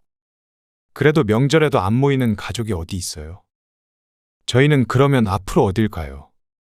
그래도 집이라고 찾아오는 건데. 오늘 이야기 속 주인공은 66세 구명순 씨입니다. 그리고 그녀의 자식들에 관한 이야기이죠. 구 씨의 주변만 보아도 다들 자식이 오는 것은 늘 반갑고 때로는 자식 집에 가고 싶어 하기도 합니다. 그러다가 또 자식이 결혼하면 다 남이라며 욕을 하기도 하죠. 하지만 구 씨는 오히려 정반대였습니다. 모든 게 다 지긋지긋했습니다. 구 씨만 보면 밥 타령을 하고 뭐든지 받아가려고만 하는 자식들. 그런 자식들이 집에 오면 뒤치다꺼리 하는 게 싫어서 원룸으로 이사까지 했을 정도였습니다. 그런 구 씨를 보며 자식들은 이런 효자들이 어디 있냐며 도리어 이상한 사람 취급을 했습니다. 남들은 다들 자식들만 목이 빠져라 기다리고 있다며 말이죠. 하지만 자식들이 부모 방문이 귀찮고 불편한 것처럼 부모도 그럴 수 있었습니다. 그게 구 씨일 뿐이었습니다. 그렇지만 구 씨도 아무런 이유 없이 내 자식들의 방문이 꺼려진 것 아니었습니다. 그저 와도 손 하나 까딱하지 않고 대접만 받으려는 이기적인 자식들에게 질려버렸기 때문이었죠. 구 씨는 아들 하나, 딸 하나가 있었습니다. 예나 지금이나 자식 키우는 게 결코 쉬운 일은 아니었습니다. 형편이 좋지 않았다면 더 그러했죠. 지금은 나아졌지만 구 씨 또한 당시엔 넉넉하지 않은 형편에 외식 한번 제대로 못하고 아이들을 키웠습니다. 그러다 보니 평생 하루도 빠짐없이 해왔던 일이 가족들의 밥을 차려주는 일이었습니다. 밥 차리고 치우고, 밥 차리고 치우고, 밥 차리고 치우고. 아들, 딸은 결혼할 때까지 독립하지 않고 집에서 살았는데 그러다 보니 그 수발은 전부 구 씨의 몫이었습니다. 자식들이 결혼하고 나서 남편이 세상을 떠날 때까지, 그러니까 구 씨가 60대 초반이 될 때까지도 지겹도록 해왔던 일이었습니다. 평생 밥 타령만 들으며 살아서인지 구 씨는 이제 밥이라면 징글징글했습니다. 하지만 그런 구 씨도 또 밥상을 차려야 하는 때들이 있었죠. 결혼한 자식들이 찾아올 때였습니다. 아들, 딸 모두 사는 곳이 멀지가 않아 언제고 마음먹으면 왕래가 가능한 곳이었습니다. 그래서 명절이나 생일, 어버이날 등이 아니더라도 손주를 맡길 때도 왔고 저녁밥만 얻어먹으러 오기도 했습니다. 그러다 구 씨는 남편이 죽은 뒤로는 쭉 혼자 지냈기 때문에 남들이 보면 놀랄 정도로 단출하게 살았습니다. 밥도 하루에 2끼만 먹었고 반찬도 2-3가지에 밥은 냉동에 두었다가 전재란지에 돌려서 먹었죠. 남들이 보면 궁상 맞다고 할 수도 있겠지만 구 씨는 그게 편했습니다. 주말 아침 구 씨는 아침 겸 점심을 먹기 위해서 냉장고에서 반찬통을 2개 꺼냈습니다. 어제 먹다가 넣어놓은 반찬이었는데 한 번 더 먹고 치울 생각이었죠. 그리고 냉동실에 얼려있는 밥을 꺼냈습니다. 그런데 밥을 전자레인지에 넣고 돌리려는 찰나에 구 씨의 휴대폰이 울렸습니다. 엄마, 오늘 점심에 좀 갈게. 왜? 저녁에 갑자기 약속이 생겨서. 애들 좀 맡기게. 둘째인 딸 김지우는 딸이 하나 있었습니다. 3살이라 모임에 데리고 다니기가 쉽지 않아서 주말에 이렇게 종종 구 씨에게 맡기곤 했습니다. 당연한 듯한 요구에 구 씨는 한숨을 쉬었습니다. 여기서 안 된다고 했다가는 또 징징대는 소리를 한참 들어야 했습니다. 강서방은? 같이 가지. 아들, 딸이 올 때면 늘 며느리나 사위가 동행했기 때문에 자식들의 방문이 편하지만은 않았습니다. 꼭 불편한 손님을 맞이해야 하는 기분이 들었습니다. 점심은 같이 먹자. 강서방은 닭도리탕 먹고 싶대. 엄마가 해준 거. 구 씨는 알았다며 한숨 같은 대답을 흘렸습니다. 전화가 끊어지자 구 씨는 잠시 앉아 있다가 일어나서 꺼냈던 반찬을 도로 집어넣었습니다. 그리고 냉동밥은 다시 냉동실 안으로 들어갔죠. 점심시간까지 얼마 남지도 않았습니다. 닭도리탕을 먹고 싶다고 했으니 닭부터 사와야 했습니다. 사위가 입맛도 까다로워서 김치도 새로 꺼내야 했고 및 반찬도 몇 가지 더 있어야 할 듯했습니다. 조금 어수선해 보이는 것이를 보니 집을 정리할 시간도 필요했죠. 주말 아침에 앉아서 쉴 시간도 없었습니다. 2시간 뒤쯤 딸이 도착할 때쯤엔 집에서 밥 짓는 냄새가 맛있게 풍겼습니다. 혼자선 냉동밥을 먹지만 이 냄새가 좋다는 건 구 씨도 알고는 있었죠. 밥은 다 됐어? 그래. 어서 앉아. 서경이는 밥 먹였어? 집에서 먹이고 왔지. 장모님이 해주신 밥 오랜만에 먹는 것 같네요. 그리 오랜만도 아니었습니다. 마지막으로 온 게 2주 전이었으니 말이죠. 그러게. 시어머니 편찮으셔서 주말에 시댁에 가다 보니까. 이제 괜찮으시대? 네. 이제 괜찮으세요. 다행이네. 2시간 동안 쉴 새 없이 움직이고 또 밥 차리며 간을 보고 해서인지 어쩐지 입맛이 없었습니다. 오전에 혼자 밥을 차릴 때까지만 해도 꽤나 출출했는데 말이죠. 딸과 사위는 구 씨가 먹는지 안 먹는지는 관심도 없었습니다. 어찌나 열심히 먹는지 굶었나 싶었습니다. 너희 밥 안 차려 먹어? 맞벌이하고 요리까지 하는 게 쉬워. 밥하는 거 너무 귀찮아. 거의 다 사 먹지.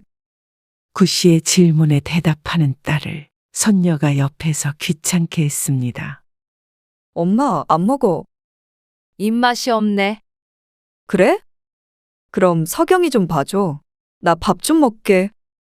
3살이 된 손녀는 한창 뛰기 시작한 때라 쫓아다니면서 돌봐야 하니 진이 빠졌습니다.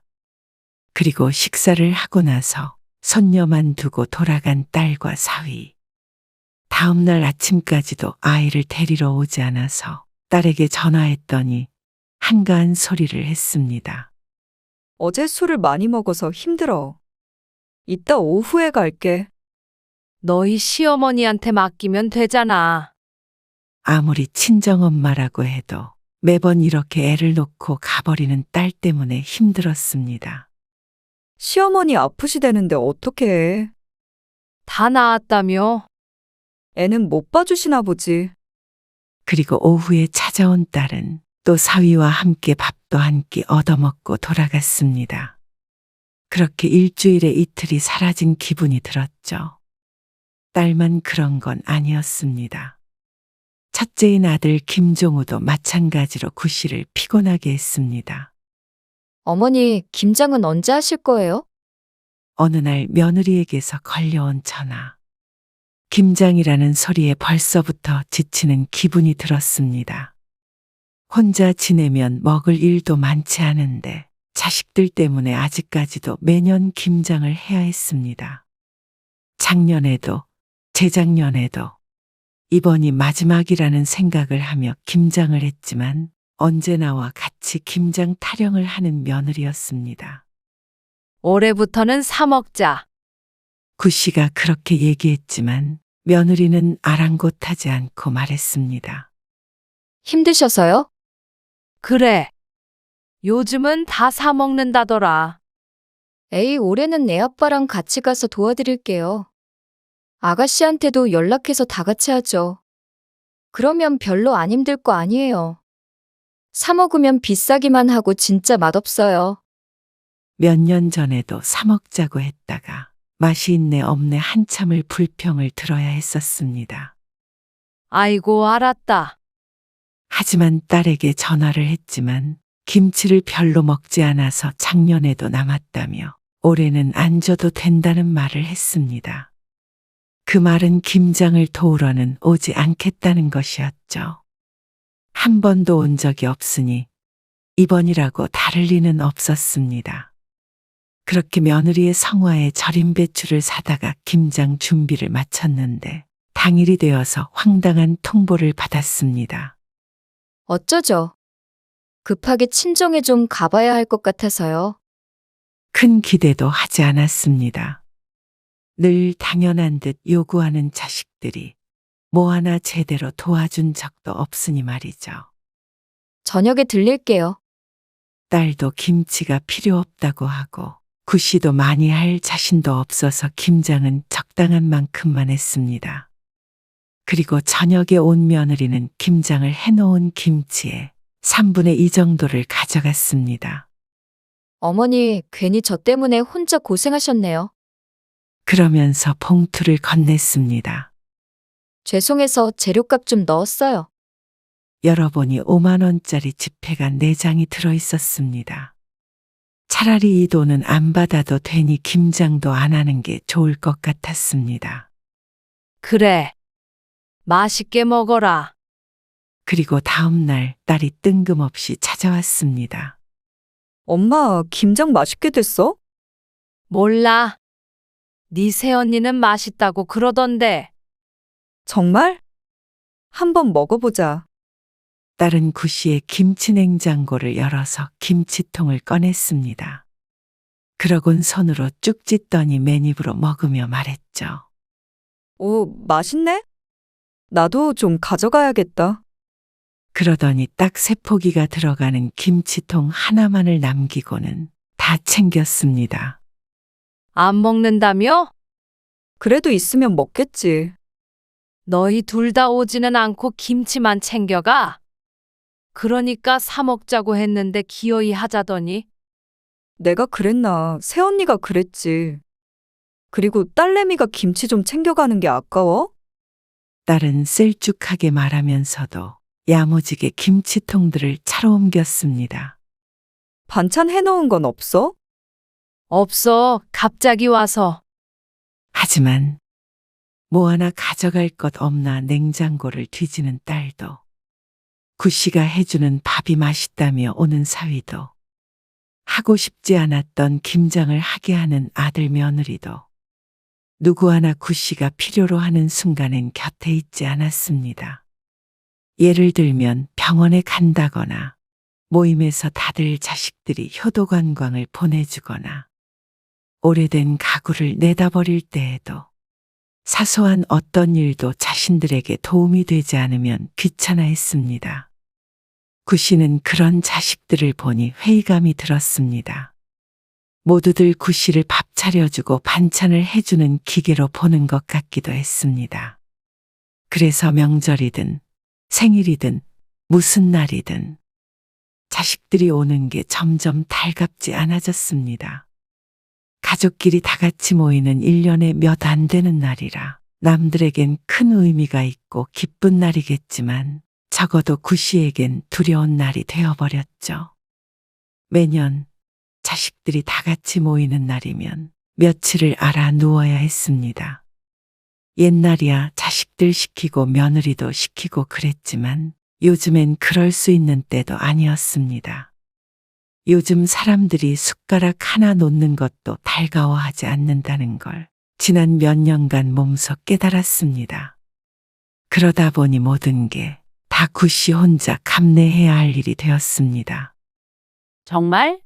나는 오라고 그렇게 말해도 오기 싫어 죽겠는 게 눈에 보이니까 기분 상하던데. 며느리? 며느리도 그렇고 아들도 똑같아. 명절에 한 번 오는 게 그렇게 싫은가 봐. 서운해 죽겠어. 내가 지를 어떻게 키웠는데? 친한 이웃은 구씨와는 다른 고민을 하고 있었습니다. 구씨는 차라리 이웃의 아들처럼 오고 싶지 않아 했으면 좋겠다는 생각을 했습니다. 힘들면 이제 오지 말라고 그래. 그러면 말은 안 해도 엄청 좋아할걸? 특히 며느리. 다 부모 서운할까봐 오는 거지 지들도 좋아서 오겠어? 하지만 구씨라고 그런 말을 안 해본 건 아니었습니다. 그렇게 말해도 저들이 오겠다는데 막을 수가 없었죠. 몇 년 전 설에 다 같이 모였을 때도 분명히 구씨의 의견을 전달했었습니다. 명절이라고 꼭 이렇게 다 같이 올 것 없어. 지우, 너는 차라리 시댁에 더 있던가? 에이, 나도 친정이 편하지.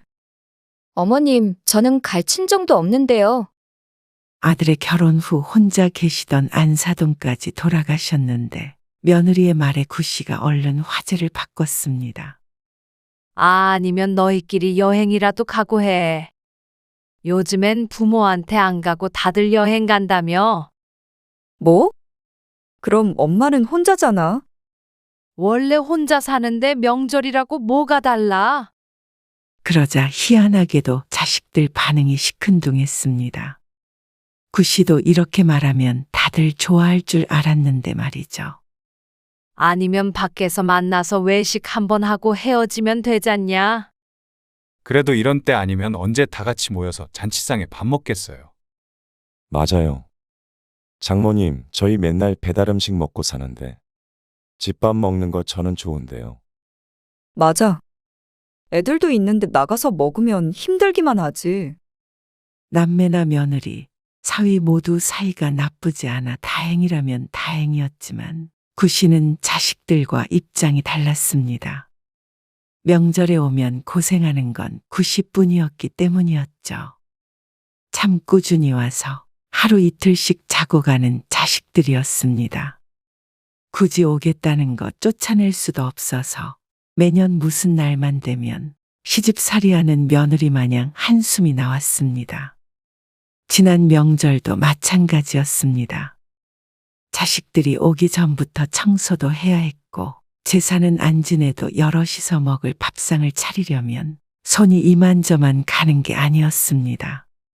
갈비찜 했어? 그래. 잡채는? 강서방 잡채 좋아하는데? 했으니까 접시에라도 좀 덜어. 아이 진짜 시댁에서도 일하다 왔는데 친정에서까지 내가 해야 해. 딸은 애를 본다는 핑계로 부엌을 나갔습니다. 아들과 사위는 벌써부터 앉아서 술잔을 기울이고 있었고 며느리는 방에 들어가서 나오지도 않았습니다. 구씨는 꼭 잔칫집에 일하러 온 식모라도 된 것 같은 기분이었습니다. 애들은 이리저리 뛰어다니고 소리 지르고 누구 하나 구씨를 도와주는 일이 없었습니다. 차라리 아들이나 딸만 왔다면 덜 신경이 쓰였을 텐데 사위나 며느리가 있어서 밥도 대충 차리기가 힘들었습니다. 이거 말고 좀 더 두꺼운 이불 없어요? 밤에 춥던데. 장롱해봐. 솜이불 있어. 뭐가 뭔지 모르겠던데. 어머니가 좀 꺼내주세요. 하나부터 열까지 숨쉬듯이 구씨를 부리는 자식들. 그런데 그런 자식들은 그런 게 구씨를 위하는 것이라고 단단히 착각을 하고 있는 듯 했습니다. 아이들이 먼저 잠들고 늦게까지 이어지는 술자리에 구씨도 먼저 잠이 들었습니다. 그러다 새벽 2시쯤 문득 잠에서 깨자 거실에서 두런두런 이야기를 나누고 있는 자식들이 보였죠. 솔직히 이런 자식들이 어디 있어? 맞아. 나 회사 동료도 명절에 시골 가기 너무 싫다고 명절 없어졌으면 좋겠다고 그러더라. 그러고 보면 새언니도 대단해요. 저는 좋은데요.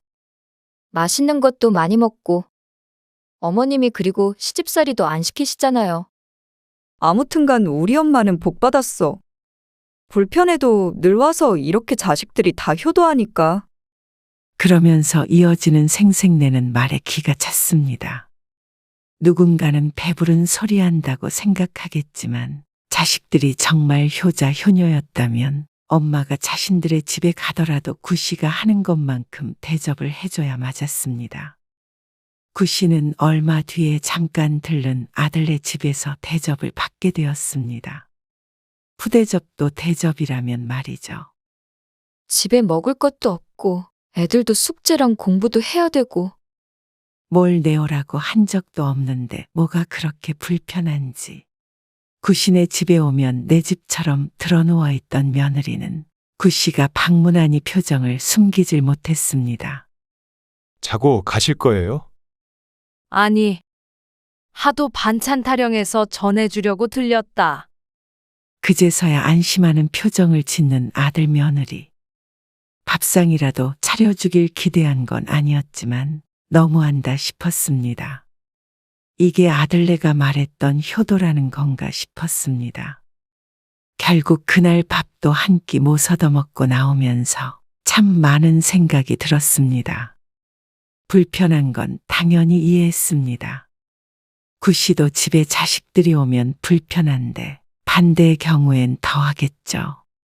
하지만 왜 자기들만 불편하다고 생각하는지 모를 노릇이었습니다. 자식들이 뉴스에 나오는 자식들처럼 폐륜을 저지른 것도 아니었고 사이가 안 좋은 것도 아니었습니다. 다른 나쁜 자식들과 비교할 수도 없겠지만 자식이기에 분명 이기적인 면이 있었습니다. 부모는 늘 희생하는 게 당연하고 자신들을 위해 존재하는 것이라고 생각했죠. 그래서 구씨가 자신들에게 해주는 모든 것들이 구씨에게도 기쁜 일이라고 착각을 하곤 했습니다. 이러다가는 죽을 때까지 자식들 대접만 내주다가 갈 것 같았습니다. 그래서 구씨도 자식들과 조금 거리를 두며 살아야겠다 싶었습니다. 엄마, 다음 주에 애엄마가 묵은지 좀 가지러 간다는데요. 묵은지 얼마 없어. 그냥 사 먹어. 몰라요. 비싸대요. 명절을 얼마 앞두지 않은 어느 날 아들에게서 전화가 왔습니다. 구씨는 더 이상 자식들이 자신의 집에 들락날락 거리는 걸 원치 않았습니다. 반찬도 김치도 어지간하면 사서 먹어. 널린 게 반찬 가게인데 아무렴 엄마가 하는 것보다 맛없겠니? 그러자 아들은 무척 섭섭해했습니다. 이런 구씨를 전혀 이해하지 못하겠다는 듯이 대꾸했습니다. 진짜 이상하네요. 주변에 들어보면 다른 엄마들은 반찬에서 가져다 주기도 하고 하지 말라 그래도 김장해서 준다고들 하는데 저희는 먹고 싶어도 못 먹네요. 남들에게 물어보세요. 자식들 먹이는 게 제일 행복하다고 그러지. 언제까지 너희 먹을 것까지 해줘야 하는 거야? 그렇게 힘든 것도 아니고 매일 가져가는 것도 아닌데요. 아들이 한숨을 쉬었습니다. 뭐 그건 알았어요. 근데 묵은지는 애엄마가 꼭 엄마가 담근 걸로 가져와야 한대요. 그럼 명절에 가서 챙겨올게요. 또 그놈의 명절 얘기를 꺼내는 아들의 말을 구씨가 막았습니다. 이번 명절에 모임에서 여행 가기로 했어. 네? 여행을요? 그래. 여럿이서 같이 가기로 했어. 명절에요? 그분들은 자식들 없으시대요? 자식들도 요즘엔 다 지들끼리 놀지. 아니, 갑자기 무슨 말씀이세요?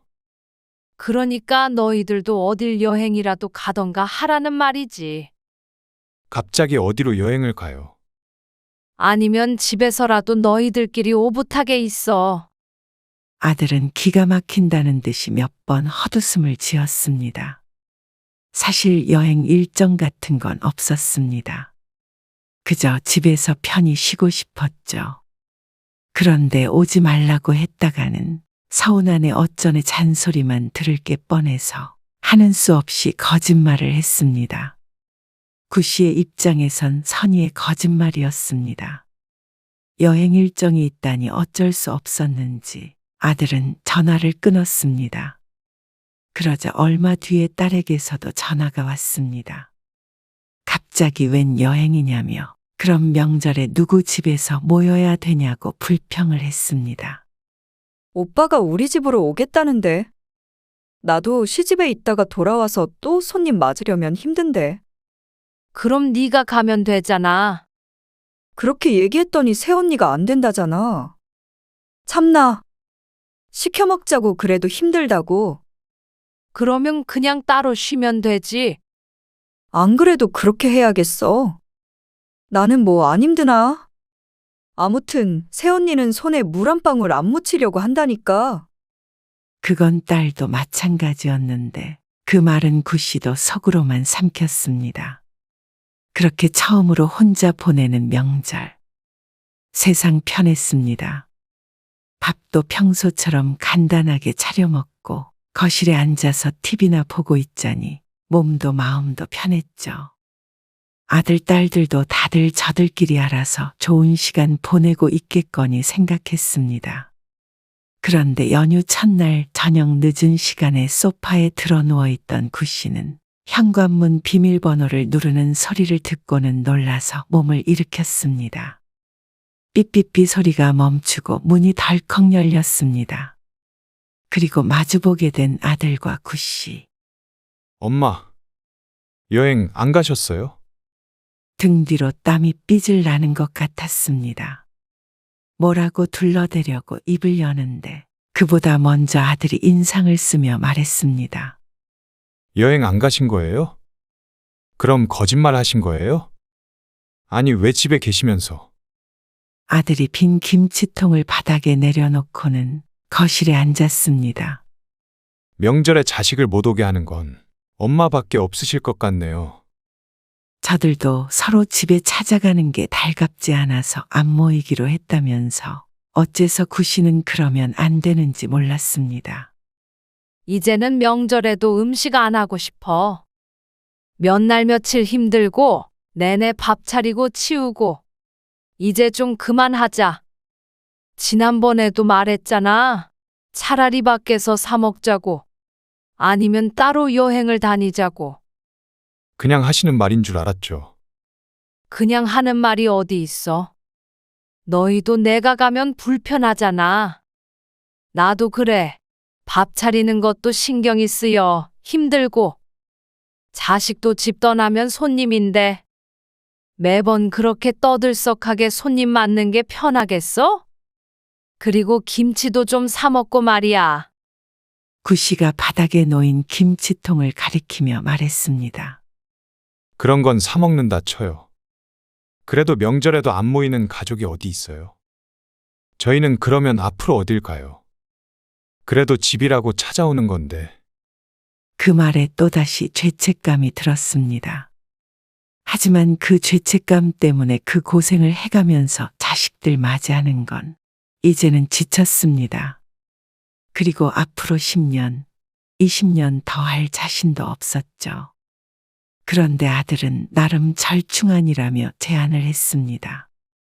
음식 차리고 준비하는 게 힘드시다는 거죠? 그럼 명절의 음식은 각자에서 오는 걸로 하죠. 사오든 시켜 먹든. 엄마는 밥 차리지 마세요, 그럼. 예전 같았으면 좋아했겠지만 조용히 혼자 있는 명절이 더 좋았습니다. 아무리 각자 음식을 싸와도 그것들을 차려내고 치우고 청소하고 전부 구 씨의 몫이 될 것이었습니다. 구 씨의 집에서 모인다면 말이죠. 아들은 그것만큼은 해야 된다면서 단호하게 말했습니다. 그러자 순간 구 씨도 머릿속으로 반짝하고 엉뚱한 생각이 들었습니다. 차라리 자식들이 못 찾아오도록 하자 싶었습니다. 거짓말하고 집에 있어도 이렇게 들이닥치는데 오고 싶어도 못 오는 환경이면 누구도 서운하지 않겠다 싶었죠. 아들을 그렇게 보낸 뒤에 구 씨는 그 이야기를 이웃에게 했습니다. 뭐? 원룸으로 이사를 간다고? 말이 돼? 왜 안 돼? 짐도 없고. 혼자 사는데 작은 집에서 살면 좋지. 그래도 원룸은 좀 그렇지 않을까? 초라해 보이잖아. 차라리 오피스텔로 가. 좀 느낌이 덜하잖아. 이웃의 말에 솔깃했습니다. 구 씨는 자식들과 함께 살던 집에서 그대로 살고 있었기 때문에 혼자 살기엔 크기도 컸습니다. 청소하려면 허리가 아파서 방 2개는 사용도 안 하고 열어보지도 않는 상태였습니다. 처음엔 구 씨도 엉뚱한 생각이다 싶었지만 고민해보면 할수록 좋은 아이디어였습니다. 1인 가구가 살기에도 편리할 것 같았고 또 그렇게 되면 명절이고 뭐고 구 씨네 집에서 모이자는 소리는 못하겠다 싶었습니다. 그런데 그 얘기를 딸에게 하자 경악을 했습니다. 뭐? 오피스텔? 말도 안 되는 소리를 해. 말이 왜 안 돼? 부동산에 물어보니까 자식들 시집장가 보내고 그렇게 지내는 노인들도 정말 많다더라. 그건 그래도. 아, 무슨 일 있으면 우리가 갈 수나 있겠어? 좁아서. 그리고 석영이도 못 맡기지. 아니야. 마음 정했어. 청소하다 골병 날 것 같아. 저기 대학병원 옆에 오피스텔 있지. 지은 지 얼마 안 된 곳. 거기 보고 왔는데 좋더라. 병원도 가깝고. 너희들도 나중에 엄마 병원 드나들게 되면 데려다 주고 그런 거 힘들 거 아니야. 병원 얘기를 하자 딸도 그런가 하고 중얼거렸습니다. 자식들이 오는 게 좋네 싫으네 했다가는 또 서운하다고 난리칠 텐데 집이 커서 이렇게 이사를 가겠다고 하니 딱히 말릴 명분이 없었죠. 그렇다고 구 씨도 자식들 피해서 허름한 골방에 들어가서 노년을 보내고 싶은 마음도 없었습니다. 그래서 주변 환경이 좋고 건물도 깔끔하고 전망까지 좋은 곳을 보러 다녔습니다. 그리고 자식들의 우려를 뒤로하고 몇 달 뒤에 정말로 이사를 했죠. 결과적으로는 단점보다는 장점이 훨씬 많았습니다. 아파트를 팔고 오피스텔을 사니 차익이 남아 경제적으로 좀 더 여유를 느끼게 되었고 낡은 짐들을 정리하니 삶이 가벼워졌습니다. 위치적으로도 어디든 걸어갈 수 있는 곳이라 편했고 청소도 10분이면 끝났습니다. 그리고 무엇보다도 혼자만의 시간을 보낼 수밖에 없는 작은 공간이 너무 좋았습니다. 이번에 김장 안 하시겠죠? 이사한 후 며느리가 전화해서 말했습니다. 아이고, 김장은 무슨 김장? 김치 냉장고도 없애버렸어. 둘 데도 없어서. 그리고 이 좁은데 배추 늘여놓고 어떻게 김장을 하겠니? 그렇죠. 어쩌니? 반찬도 이제는 사 먹어, 알았지? 부엌도 좁아서 요리고 뭐고 못하니까. 아, 알겠어요. 핑계가 참 좋았습니다. 딸도 이사 후에 한번 와보곤 손주를 맡기지 않았습니다. 좁은 곳에서 애를 돌볼 환경이 되지 않으니 말이죠. 그리고 명절에도 마찬가지였습니다. 이번 명절부터는 저희 집에서 지내기로 했어요. 오실 거죠? 그래. 당일에 갔다가 저녁에 돌아올게. 그렇다고 자식들이 안 보고 싶은 건 아니었습니다. 명절엔 이제 구 씨가 자식들 집으로 가기로 했습니다. 자식들도 어쩔 수가 없는 결정이었죠. 아들과 딸은 서로 절충을 한 듯 했습니다. 며느리는 친정 식구가 없어서 어디 갈 일이 없으니 반강제적으로 장소 제공을 하게 되었는데 대신에 딸은 음식값을 대기로 했죠. 구 씨는 어떻게 되든 상관이 없었습니다. 낮에 갔다가 자식들이나 손주들 얼굴 보고 챙겨주는 음식 먹고 저녁에는 집에 돌아와서 쉬면 되니 말이죠. 앞으로 자식들이 고생 좀 하겠다 싶었지만 그렇게 모이고 싶다는데 모이고 싶은 사람들이 알아서 하게 두었습니다. 나중에 힘들면 나가서 사 먹자는 말이 나올 테죠. 진작에 이렇게 할 걸 하는 생각이 들었습니다. 속 시원하게 너희가 오는 게 싫다고 왜 말을 안 하냐 할 수도 있겠지만 구씨는 자식들을 사랑했습니다. 그저 이제는 자식들 때문에 힘들고 또 원망하게 되는 일은 그만하자 싶은 것이었습니다. 어쨌거나 자식들과 사이도 틀어지지 않았고 지금의 삶도 매우 만족을 하고 있었으니 누구도 마음 상하는 일 없는 해피엔딩이었습니다.